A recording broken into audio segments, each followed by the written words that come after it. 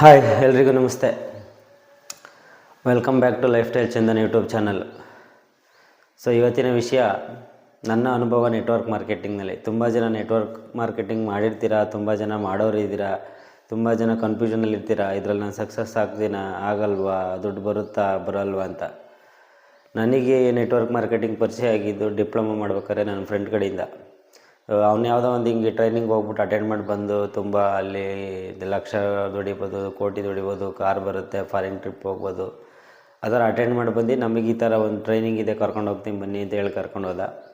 So ನಮಗೆ training ಹೋದ್ಮೇಲೆ ತುಂಬ ಮೋಟಿವೇಶನ್, ಆಟೋಮೆಟಿಕಲಿ ಮೋಟಿವೇಶನ್ ಆಗುತ್ತೆ ಲೈಫಲ್ಲಿ. ಯಾರಿಗೂ ನಾನು ಹಿಂಗೆ ಇರಬೇಕು ಹಂಗೆ ಇರಬೇಕು ಅನ್ನೋದೇನಿರಲ್ಲ. ನೆಟ್ವರ್ಕ್ ಮಾರ್ಕೆಟಿಂಗ್ ಹೋದ್ಮೇಲೆ ಆಟೋಮೆಟಿಕಲಿ ಡ್ರೀಮ್ಸ್ ಬಂದ್ಬಿಡುತ್ತೆ. ಕಾರ್ ಬರುತ್ತೆ, ಬಂಗಲೆ ಬರುತ್ತೆ, ಲಕ್ಷ ಲಕ್ಷ ಇನ್ಕಮ್ ಬರುತ್ತೆ ಅಂತ. ಸೊ ಬೇಸಿಕಲಿ ನಾವು ಜಾಯ್ನ್ ಆಗಿ ನೆಟ್ವರ್ಕ್ ಮಾರ್ಕೆಟಿಂಗ್ ಬಂದುಬಿಟ್ಟು ವೆಸ್ಟೀಜ್. ಅದರಲ್ಲಿ ಕೆಲವೊಂದು ಪ್ರಾಡಕ್ಟ್ ಇರುತ್ತೆ. ಈಗ ಫುಡ್ ಸಪ್ಲಿಮೆಂಟ್ರಿ, ಮಂಡಿ ನೋವು, ಶುಗರು, ಬಿ ಪಿ ಇವನ್ನೆಲ್ಲ ಫುಡ್ ಸಪ್ಲಿಮೆಂಟ್ರಲ್ಲಿ ವಾಸಿ ಮಾಡ್ಬೋದು. ದೇಹಕ್ಕೇನು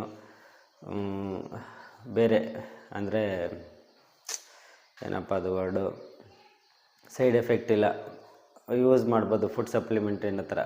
ಅದು ಬಿಟ್ಟರೆ ಮನೆಗೆ ಯೂಸ್ ಮಾಡೋ ಪೇಸ್ಟು, ಸೋಪು, ಏರ್ ಆಯಿಲು ಈ ಥರ ಪ್ರಾಡಕ್ಟ್ಸ್, ಅದನ್ನು ನಾವು ಮನೆಗೆ ಯೂಸ್ ಮಾಡೋದು, ಅದನ್ನು ಬೇರೆಯವ್ರಿಗೆ ರೆಕಮೆಂಡ್ ಮಾಡೋದು. ಅಂದರೆ ಎಷ್ಟು ಜಾಸ್ತಿ ಯೂಸ್ ಆಗ್ತಾ ಹೋಗುತ್ತೋ ಅದರಿಂದ ನಮಗೆ ಹಣ ಬರ್ತಾ ಹೋಗುತ್ತೆ. ಎಷ್ಟು ಜನ ಜಾಯ್ನ್ ಆಗಿ ಅದು ಹಂಗೆ ಸೇಲ್ಸ್ ಮಾಡ್ತಾ ಹೋಗ್ತಾರೋ ಅದಕ್ಕೆ ಪರ್ಸೆಂಟೇಜಸ್ ನಮಗೆ ಹಿಂಗೆ ಬರುತ್ತೆ ಅಂತ. ಸೊ ಅವ್ರು ಹೇಳೋ ಪ್ರಕಾರ ಅಂದರೆ ಈಗ ಟಿ ವಿಲಿ ಈಗ ಲಕ್ಸ್, ಲೈಬಾಯಿ ಸೋಪು ಯಾರೋ ದೊಡ್ಡವ್ರ ಕೈಲಿ ಅಡ್ವರ್ಟೈಸ್ಮೆಂಟ್ ಕೊಡಿಸ್ತಾರೆ, ಅವರಿಗೆ ತುಂಬ ಸೇಲ್ ಆಗುತ್ತೆ, ಅವ್ರಿಗೆ ಲಕ್ಷ ಕೋಟಿ ಕೊಡ್ತಾರೆ.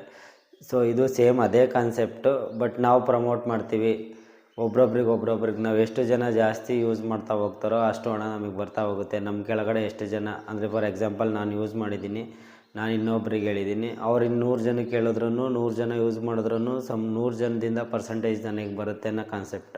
ನೆಟ್ವರ್ಕ್ ಮಾರ್ಕೆಟಿಂಗಲ್ಲಿ ತುಂಬ ಥರ ಕಾನ್ಸೆಪ್ಟ್ ಇದ್ದಾವೆ.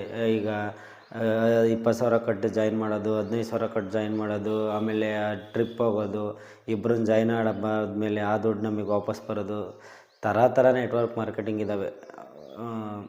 ಯೂಸ್ವಲಿ ನನಗೆ ನೆಟ್ವರ್ಕ್ ಮಾರ್ಕೆಟಿಂಗಲ್ಲಿ ಹೆಲ್ಪ್ ಆಗಿದೆ ಏನಂದರೆ ಟ್ರೈನಿಂಗ್ಸ್. ಅಲ್ಲಿ ಮೈಂಡ್ ಸೆಟ್ ಮಾಡ್ತಾರೆ, ನಾವು ಜೀವನದಲ್ಲಿ ಏನಾದರೂ ಅಚೀವ್ ಮಾಡಬೇಕು, ಸ್ವಲ್ಪ ಏನಾದರೂ ಬೆಳವಣಿಗೆ ಆಗಬೇಕು ಅನ್ನೋದನ್ನ. ಅಂದರೆ ಅಲ್ಲಿ trainings science of mindset training ಅಂತ ಮಾಡೋರು. ಅಂದರೆ ನಮ್ಮ ಮೈಂಡ್ ಸೆಟ್ ಹೆಂಗಿರಬೇಕು, ನಾವು ಡೈಲಿ ಮಾರ್ನಿಂಗ್ ರೂಟೀನ್ ಹೆಂಗಿರಬೇಕು, ಜನಗಳ ಸಂಪರ್ಕ, ಜನಗಳನ್ನ ಮಾತಾಡ್ಸೋದು, ಅಂದರೆ ತುಂಬ ಯೂಸ್ಫುಲ್ ಆಗೋ ವಿಷಯಗಳ್ನ ತಿಳ್ಕೊಬೋದು. ಬಟ್ ಸಕ್ಸಸ್ ರೇಟ್ ನೋಡೋಕೆ ಹೋದಾಗ ಈಗ ಸಡನ್ಲಿ ಈಗೇನೋ ಕೆಲಸ ಮಾಡ್ತಿರೋರು ಸಡನ್ಲಿ ಚೇಂಜ್ ಆಗಿ ಶೂಟು ಬೂಟು ಹಾಕಿದ್ರು ಅಂದರೆ ಇನ್ಕಮ್ ಇಮಿಡಿಯೇಟ್ಲಿ ಲಕ್ಷ ಕೋಟಿ ಬರೋಲ್ಲ. ನಾವು ಹಂತವಾಗಿ ಬೆಳವಣಿಗೆ ಆಗಬೇಕು. ಈಗ ಇವತ್ತು ನಾನು ನಾರ್ಮಲ್ ಡ್ರೆಸ್ಸಲ್ಲಿದ್ದ ನಾನು ಈಗ ಸಡನ್ನಾಗಿ ಶೂಟು ಬೂಟು ಹಾಕ್ಕೊಂಡು ಯಾರಿಗೋ ಗೊತ್ತಿರೋರಿಗೆ ಪ್ಲ್ಯಾನಿಂಗ್ ಕೊಡೋಕೆ ಹೋದರೆ ಯಾರೂ ನಂಬೋದಿಲ್ಲ. ಅಂದರೆ ನಾನು ಇದೇ ಡ್ರೆಸ್ಸಲ್ಲಿ ಎಕ್ಸ್ಪ್ಲೈನ್ ಮಾಡಿ ಹಿಂಗಲ್ಲ ಹಿಂಗೆ ಅಂತ ಹೇಳಿದ್ರೆ ಮೇ ಬಿ ಕೇಳ್ಬೋದೇನೋ.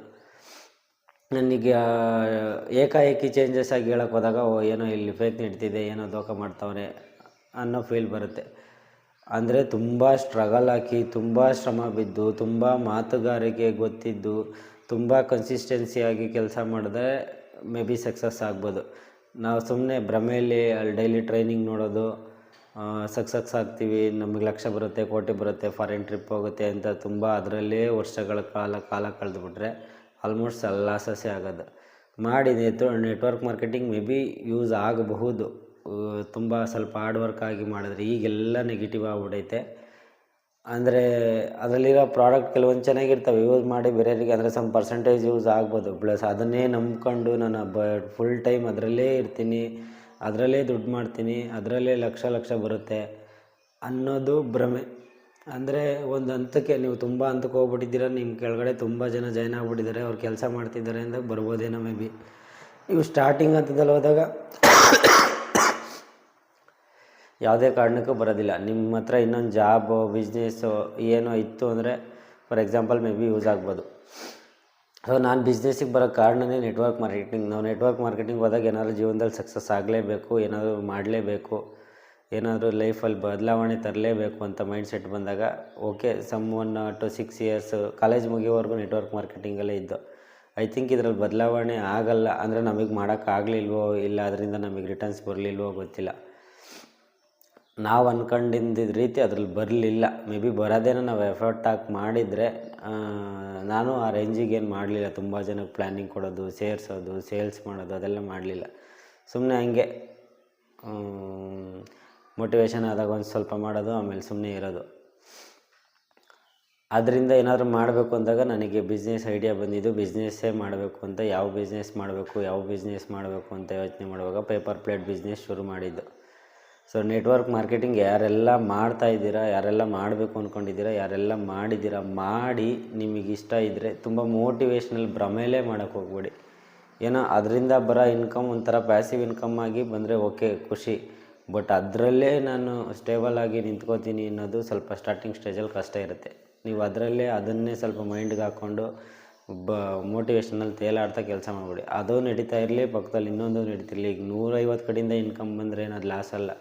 ಈಗ ನೆಟ್ವರ್ಕ್ ಮಾರ್ಕೆಟಿಂಗ್ ಕಡೆಯಿಂದ ಬಂತು, ಇನ್ನೊಂದು ಯಾವುದೋ ಸೈಡ್ ಇನ್ಕಮ್ ಸ್ವಿಗ್ಗಿ ಬಂತು, ಝೊಮೊಟೊ ಬಂತು, ಇಲ್ಲ ಯಾವುದೋ ಜಾಬ್ಗೆ ಹೋಗಿ ಬಂತು, ಯಾವ ಇನ್ಕಮ್ ಬಂದ್ರೂ ನಾವು ದುಡ್ಡು ಬೇಡ ಅಂತ ವಾಪಸ್ ಕೊಡೋದಿಲ್ಲ. ಸೊ ನೆಟ್ವರ್ಕ್ ಮಾರ್ಕೆಟಿಂಗ್ನ ಪಾರ್ಟ್ ಟೈಮಲ್ಲಿ ಮಾಡಿ, ಯಾವುದಾದ್ರೂ ಮೇನ್ ಇನ್ಕಮ್ ಆಗಿ ಇನ್ನೊಂದು ಮಾಡ್ತಾಯಿರಿ. ಅಂದರೆ ನೆಟ್ವರ್ಕ್ ಮಾರ್ಕೆಟಿಂಗಲ್ಲಿ ನಿಮಗೆ ಮಂತ್ಲಿ ಕಮಿಟ್ಮೆಂಟ್ಗೆ ಆಗೋವಷ್ಟು ಹಣ ಬರ್ತಿತ್ತು ಅಂದರೆ ಓಕೆ. ನೀವು ಸ್ಟಾರ್ಟಿಂಗ್ ಸ್ಟೇಜಲ್ಲಿ ಬರ್ತಿಲ್ಲ ಅಂದಾಗ ತುಂಬ ಜಾಸ್ತಿ ನೀವು ಶೋ ಆಫ್ ಮಾಡಿ ಇನ್ಕಮ್ ಕಮ್ಮಿ ಇದ್ದಾಗ ಮುಂದೆ ಅವಮಾನಕ್ಕೆ ಇಡಬೇಕಾಗುತ್ತೆ. ನಮಗೆ ನೆಟ್ವರ್ಕ್ ಮಾರ್ಕೆಟಿಂಗ್ ಇಲ್ಲದಾಗ ತುಂಬ ಅಂದಿದ್ದಾರೆ ಜನ. ಕಾರು ಅಂತಾರೆ, ಬಂಗಲೆ ಅಂತಾರೆ, ಮಾತೆತ್ತಿರ ಲಕ್ಷ ಅಂತಾರೆ, ಕೋಟಿ ಅಂತಾರೆ. ಬಟ್ ಹೇಳ್ಕೊಂಬಿಟ್ಟಿದ್ದೀವಲ್ಲ, ಅದನ್ನು ಈಡೇರಿಸ್ಕೋಬೇಕು ಅಂದ್ಬಿಟ್ಟು ಬಿಸ್ನೆಸ್ ಫೀಲ್ಡಿಗೆ ಬಂದಿದ್ದೀವಿ. ಸೊ ನೆಟ್ವರ್ಕ್ ಮಾರ್ಕೆಟಿಂಗಲ್ಲಿ ಅದೇ ಈಗ ಪ್ಲ್ಯಾನಿಂಗ್ ಕೊಡೋಕ್ಕೆ ಹೋದಾಗ ತುಂಬ ಅವರಿಗೆ ಓವರಾಗಿ ಹೇಳ್ಬಿಟ್ಟಾಗ ಜನ ನೋಡೋದೇ ಹಂಗೆ.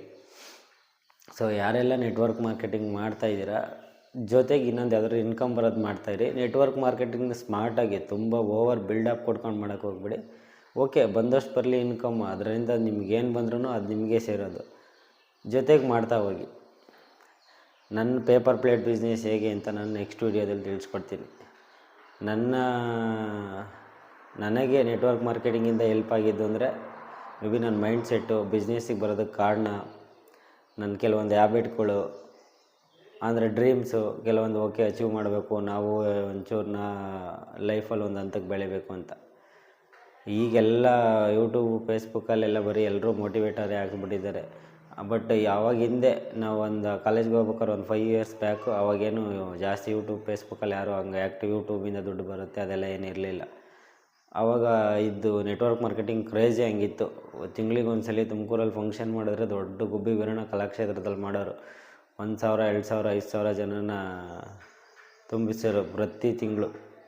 ಅದು ಒಳ್ಳೆ ಟ್ರೈನಿಂಗ್ ಹೋದ್ರೇ ಫುಲ್ ಹಂಗೆ ಹೆವಿ ಮೋಟಿವೇಶನ್ ಆಗೋದು. ಇವಾಗ ಸ್ವಲ್ಪ ಕ್ರೈಸ್ ಕಮ್ಮಿ ಆಗಿದೆ. ಸೊ ಇದು ನನಗಾದ ನೆಟ್ವರ್ಕ್ ಮಾರ್ಕೆಟಿಂಗ್ ಅನುಭವ. ನಿಮಗೂ ಯಾರಾದರೂ ನೆಟ್ವರ್ಕ್ ಮಾರ್ಕೆಟಿಂಗ್ ಸೇರಿ ಎಕ್ಸ್ಪೀರಿಯೆನ್ಸ್ ಆಗಿದ್ದರೆ ಕಮೆಂಟ್ ಬಾಕ್ಸಲ್ಲಿ ಕಮೆಂಟ್ ಹಾಕಿಸಿ. Thank you. ನೆಕ್ಸ್ಟ್ ವಿಡಿಯೋದಲ್ಲಿ ಸಿಗೋಣ.